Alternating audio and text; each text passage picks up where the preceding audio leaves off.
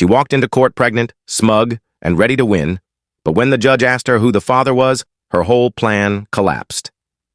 My ex-wife marched into our final divorce hearing visibly pregnant, acting like she had just pulled the ultimate trump card. She was confident. Too confident. She figured this would corner me, get the judge's sympathy, and destroy any chance I had of walking away clean. She didn't expect the judge to hit her with one single question that would tear her plan apart. You ever witness someone completely ruin themselves in a courtroom moment by moment? That's exactly what I watched Jessica do. Looking back, I should have anticipated something dramatic. The divorce process had been a nightmare from day one. Delay tactics, fake emotions, baseless legal claims. It was like she made it her full-time job to waste my time. If she had put even half that energy into our marriage, maybe we wouldn't have ended up here in the first place. But there she was, walking into court with her baby bump like a soap opera villain, hoping the judge would view her as some poor, abandoned woman carrying a child all alone. She thought she could tug on some heartstrings and override the ironclad prenup we had both signed before the wedding.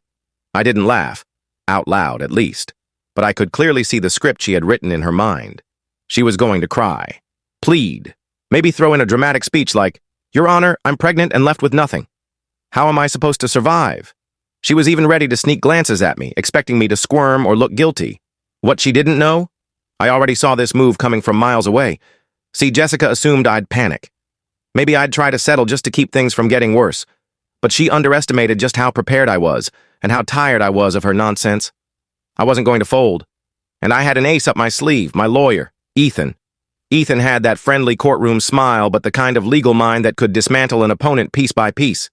I never liked lawyers, but Ethan had won my respect by staying calm and razor-sharp every time Jessica tried to derail this divorce.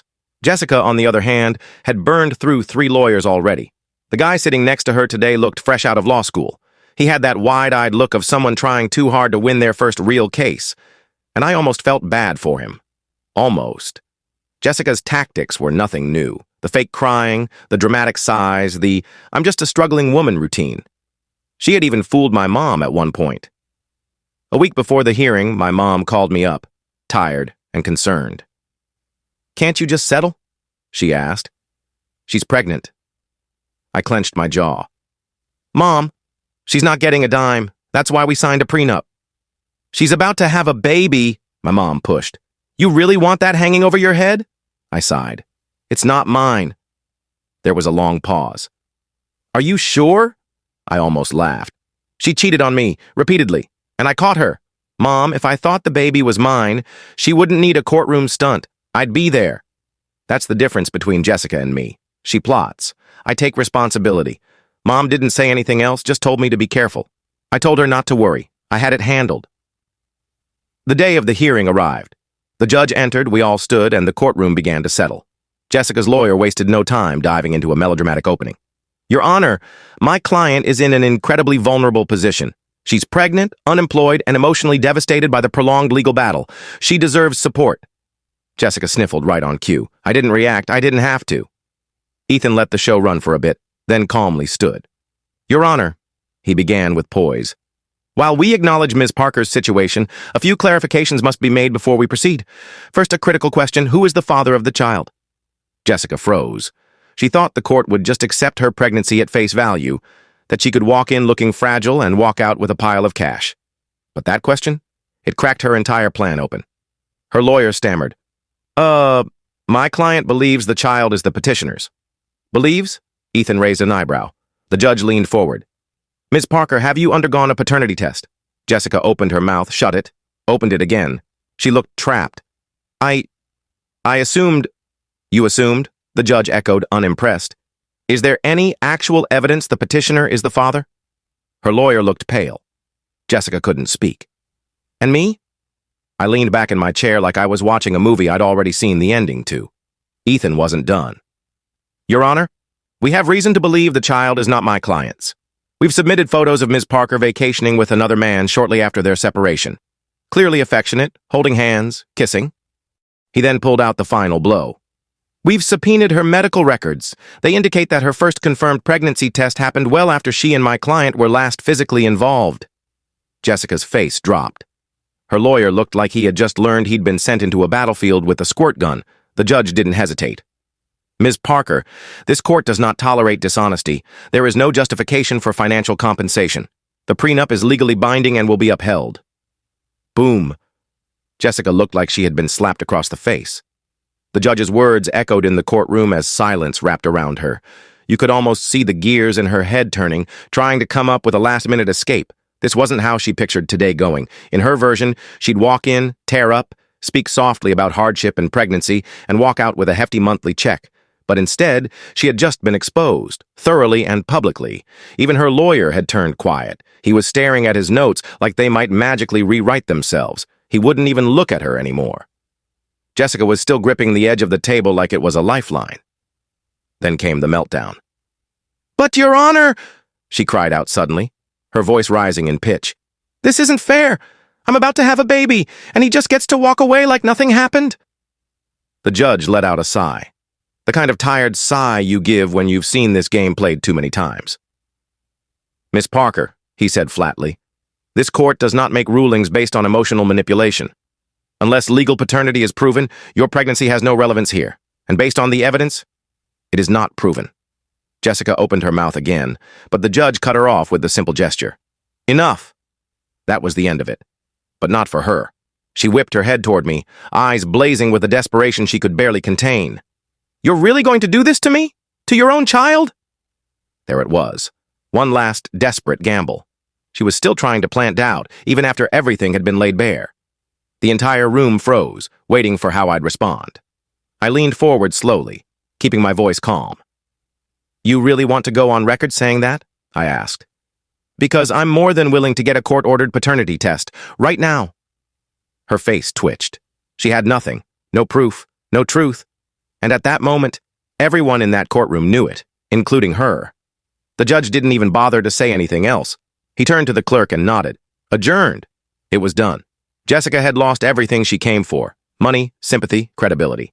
But I wasn't finished watching the collapse outside the courtroom. I walked with Ethan beside me and my mom just a few steps behind. I figured Jessica would just disappear quietly. I should have known better. She came stomping after me, heels clicking angrily across the polished floor. Her face was flushed, hands shaking. "You're a monster," she hissed at me. "You let me sit there and get humiliated." I turned around slowly, giving her the same cold stare she used to give me during our worst fights. "Which part humiliated you?" I asked. "Was it when you tried to scam the court, or when you realized I wasn't stupid enough to fall for it?" Her face turned even redder. "You set me up." "No," I said with a smile. "You set yourself up. I just didn't stop you."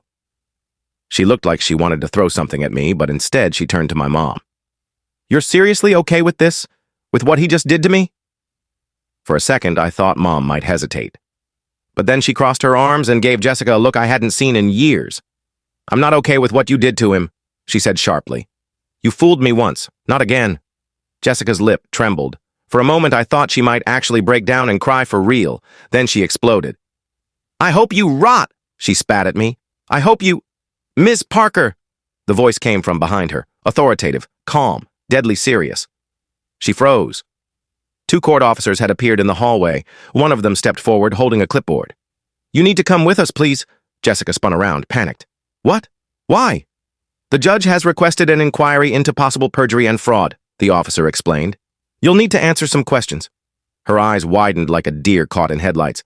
"No, wait, that's not what happened. I didn't—" But they were already leading her back toward the courtroom. She didn't resist, but she looked like her whole world was crumbling with each step. I let out a slow breath. Ethan patted me on the shoulder with a small grin. "Well, that was satisfying." I returned the grin. "Yeah, it really was." Jessica was escorted back into the courtroom by the officers. I didn't follow. I didn't need to. As soon as she was out of sight, I felt a weight lift off my shoulders. That courtroom had witnessed her entire act unravel.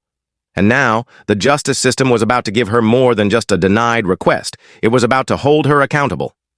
But just to be sure, I followed up later. Turns out the judge wasn't just annoyed. He was furious. What Jessica had done wasn't just desperate. It was illegal. Pretending financial hardship, trying to manipulate the court through a pregnancy that had no legal bearing, and making false implications under oath. That's not just bad behavior, that's fraud. And worse, perjury. So, the court flagged her for a full investigation. The financial support she came for? Denied. The prenup? Upheld in full. But it didn't stop there. Over the next few months, I started hearing things. Small pieces, trickling down from mutual contacts and legal sources. First, the judge fined her for wasting the court's time. A significant fine, too, one that made her little performance incredibly expensive. Second, her brand new lawyer, the fresh grad who stood beside her in court, he dropped her immediately. She hadn't told him half the truth, and after being humiliated alongside her, he wanted nothing to do with the case anymore. Then came the kicker. She tried to file for government assistance, playing the struggling single mother card. But guess what? They also wanted paternity proof. And since she didn't have it, denied. No sympathy, no help, no backup plan. And as if that wasn't enough, her boyfriend, the one from the vacation photos, the same guy she had moved on with just weeks after our separation, he broke up with her too. Apparently, after watching her lie in court and do emotional gymnastics to make me look like the villain, he did some math. Once he realized he might not even be the father either, he walked. She burned every bridge she had. Then, months after the hearing, I got a random text from a number I didn't recognize. "I hope you're happy." It was her. I stared at the screen for a second, then typed back, "I am, thanks for asking." Blocked the number. That was the last time I ever heard from Jessica. She had spent years lying, cheating, manipulating, and trying to bleed me dry. And in the end, all her games backfired, spectacularly. Now she was completely alone. No money, no support. No one left to blame. And me? I finally felt free. For the first time since I married her, I could breathe again. No more drama, no more chaos, just peace. And honestly, that was worth more than anything she ever tried to take from me. What would you do if someone tried to pull this stunt on you? Let me know in the comments, and don't forget to subscribe for more crazy stories.